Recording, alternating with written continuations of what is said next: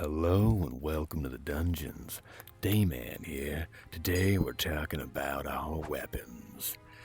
Specifically, their damage ranges and what weapons are worth picking up and why, so that you're not out there swinging around trash and instead collecting treasure.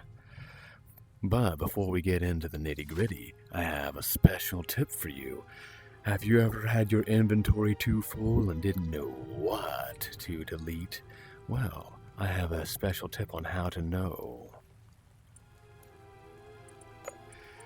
Now, you might not know, but your loot is tiered, not just as like a dungeon or an enemy. There are loot tier 1 and loot tier all the way up to 7. And those loot tiers determine the percentage chances of your weapons. For example, a loot tier 1 weapon will only offer the 5% attack power, whereas a loot tier 7 weapon will offer you that 35%. Now, how do you know what's what? You might notice that my legendary shields, some of them sit below my other unique and rare shields. That is because I collected this shield before loot tier 7. So, that means I will not be getting the maximal recovery from my absorb. So, I can go ahead and delete it here, and that's right, you'll even get a little bonus gold. A wonderful way of keeping that gold stockpiled. This is also another determinant factor for weapons. I've already cleaned out my inventory, but if I were to have a weapon of a lower damage sitting above a weapon of higher damage, now this might also be true for perks, okay? Example, this here, a critter damage 8-shot 44 crossbow is weaker than my 42, but this one has an ice, okay? So that means my ice gives it, it's technically 3 perks, but there's only 2 perks. So you have to keep these other things in mind. So just because it's lower damage doesn't mean that it's lower tier. We want to see the number of perks available as well. We'll also boost it above others.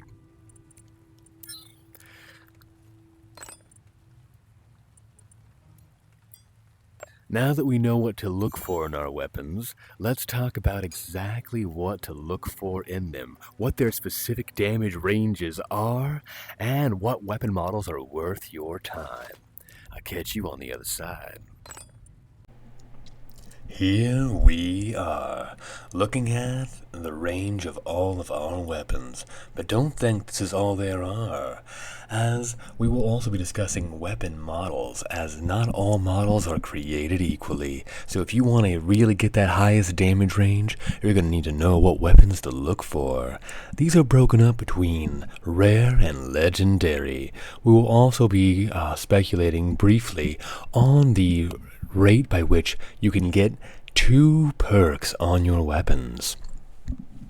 Here we have swords, ranging between 104 to 135 at rare. At 114, we're going to jump all the way up to 151 damage with our swords, but mind you this, around that 145 to 144 is where you're going to start seeing a steep drop-off of 2 perks. And mind you, perks are a way of modifying damage, so just because you have 151 does not mean it's going to deal the most damage. A 145 or 144 attack power with crits will far exceed a 151 crits. Now into our spears. At rare we have 104 all the way up to 136. But we're here to talk about legendaries. At a legendary, at 111 shoots all the way up to 150. Though we start to see the drop off at about 138 to 139. For double perks anyways. My most powerful spear sits at 129 with crits and explosions as well as a fire element. Mind you, you're still capable of getting elements at those high damage ranges. And so if you're trying to maximize your damage output, we'll talk about those in our long swords. Starting around 108 to 134. Now, what's wonderful about the long sword at early levels, at the rare tier, it starts to open up to the highest base damage. So in low levels, the long sword is how you get the most out of it. Now, when we're talking about most damage, it looks to be tied with swords and spears, swords even getting a tick higher. But mind this, long swords have the tendency to have the higher damage ranges. So, they are fairly reliable for getting large damage pools. And I have often been cited as saying the long sword gets the most out of every element. But if you're trying to get the most out of your elements in terms of damage, then you're looking at fire, baby. So, at that highest level, 150, that's where you can tack on that firepower and get rolling. As a 151 regular sword with fire might be the highest, but only by a tick, and is far harder to obtain. Let me know if you have a 151 sword. I've never seen it. Back into our bows, baby. These have some lower drop-off, and this is where we're going to start to see damage starting to scale down. At 95 for the base damage of rare, up to 123. And in our rares, we have 101 all the way up to 131.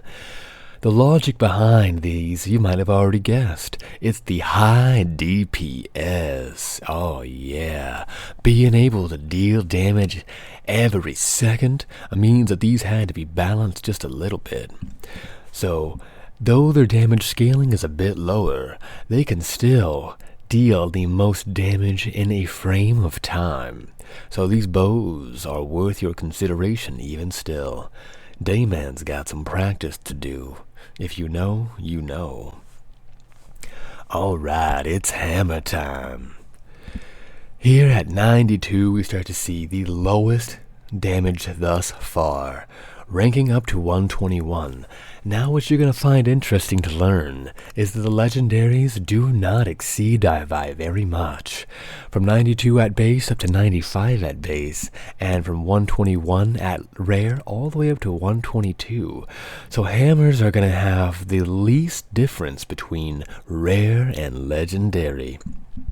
So, if you have a rare hammer with ideal perks in that 120 range, it might beat out a legendary hammer. So don't hold out for a 130 to 150 axe. A hammer, it just ain't coming, baby.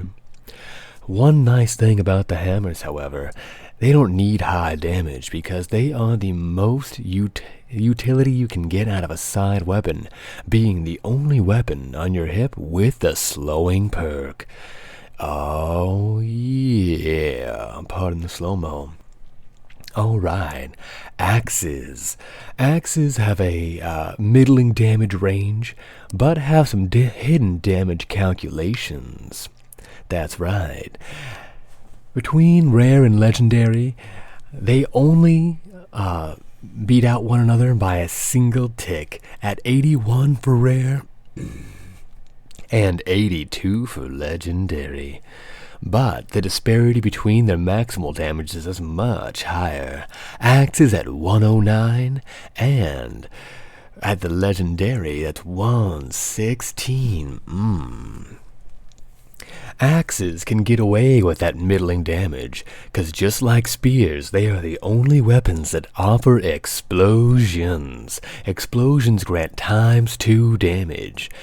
You pair that with fire, also granting a ×2, and some explosions, yeah baby. Daggers. Daggers are where we start to see a steeper drop off, but unlike similar to bows, they have another caveat.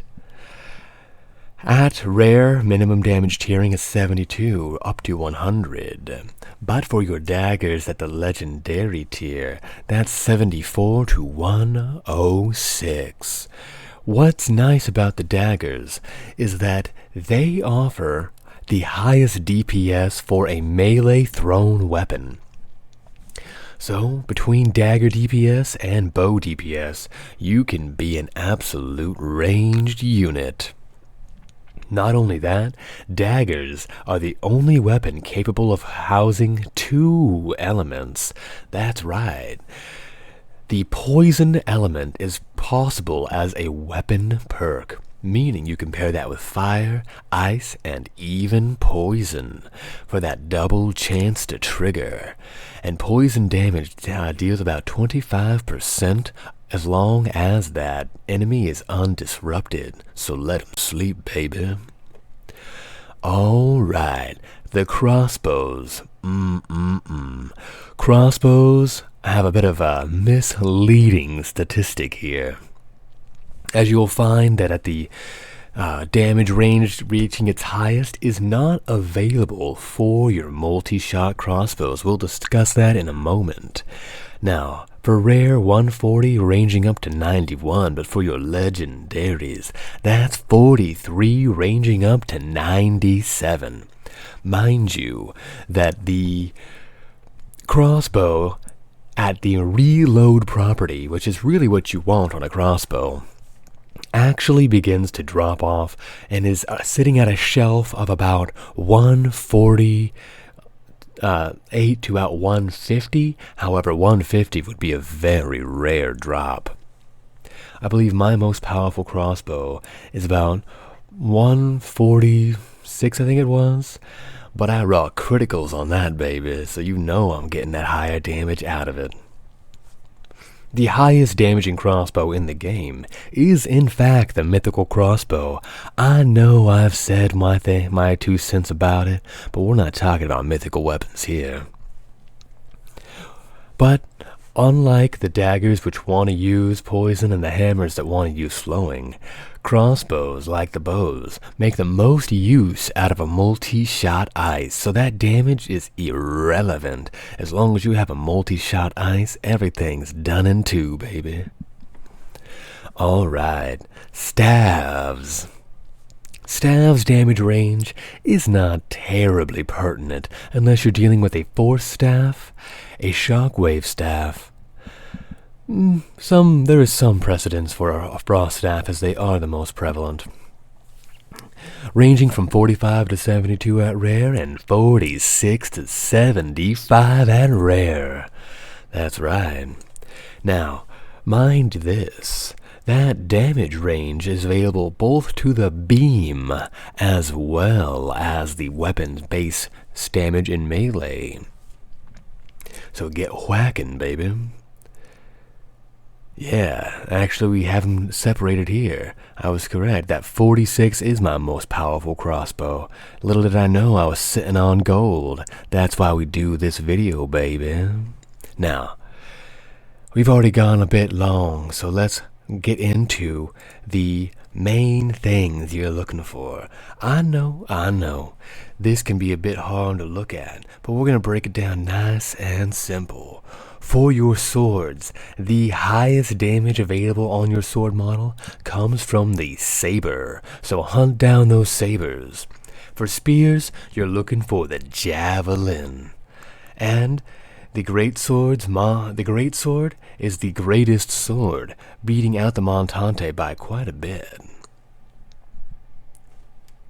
Now, as we get down the row here,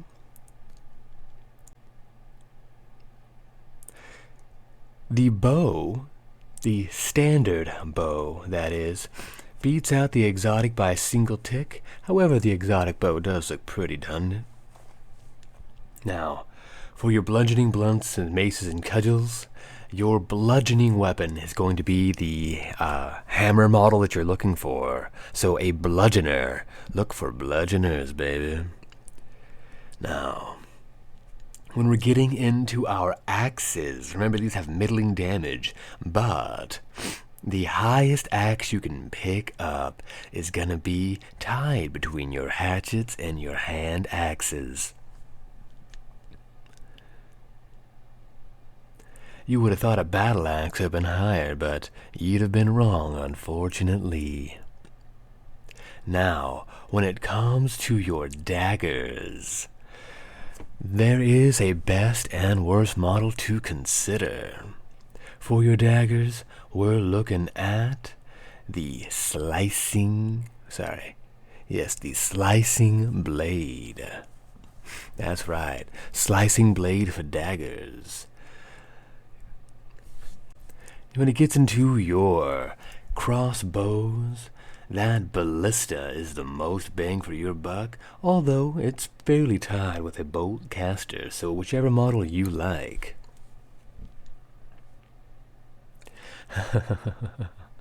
Melee staff. Melee staff is never worth your time to use unless you want an additional challenge, but it's also notable here that that 75 damage range is only available on the melee staff, where we can see the damage rate greatly decreases. Thank you for sticking with me. I hope you learned something new, and leave any of your questions in the comments. I'm glad to answer anything the community needs. Remember, like, comment, and subscribe, as these editing videos are taking a bit more time, but I'm happy to do it for you, baby. Dayman out. Peace.